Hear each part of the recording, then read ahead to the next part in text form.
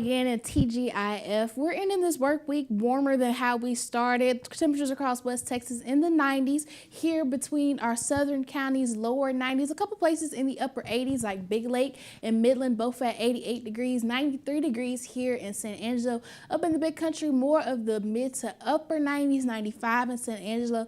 97 in Anson, getting a little close to that triple-digit line, but for the most part, we're sticking in those 90s. 90 even in Easton, 96 over in Comanche. All of us under mostly sunny to partly cloudy skies.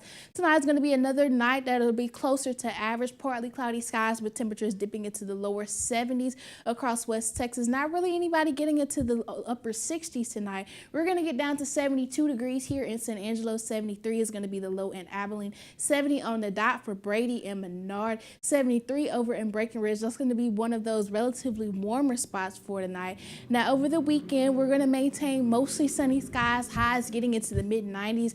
95 is going to be the high for Saturday, 96 for Sunday. There is about a 10% chance of rain, specifically for those areas within the hill country and northern Edwards Plateau regions, similar to what we've been seeing the past couple of days, just some isolated showers from that energy that we're getting from the sun and that moisture in the atmosphere. Otherwise, we're going to be staying dry here in West Texas, but we can't say the same for the rest of the state. Austin area looking at isolated rain chances throughout the weekend, as well as the San Antonio area.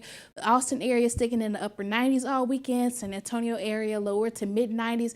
Dallas area going to be more similar to us, lower to mid 90s with mostly dry conditions.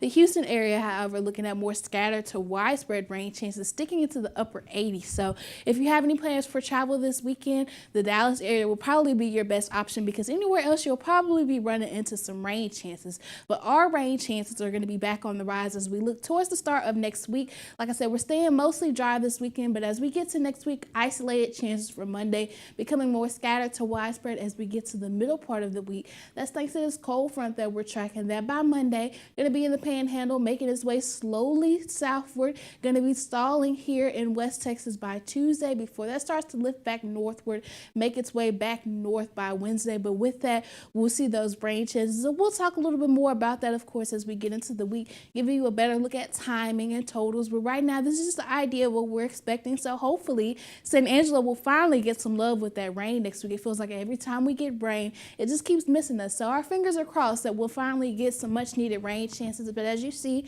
those rain chances will extend throughout the week next week. So we're not just looking through Wednesday. Throughout this time next week as well, temperatures getting down to the upper 80s as well, with those rain chances becoming more isolated to round out the work week. Big Country staying a little bit warmer, only getting down to the lower 90s by next week with those isolated rain chances. But of course, that's a week out, so things might change. But until then, we'll be keeping an eye on that for you. But for now, back to you, Esmeralda.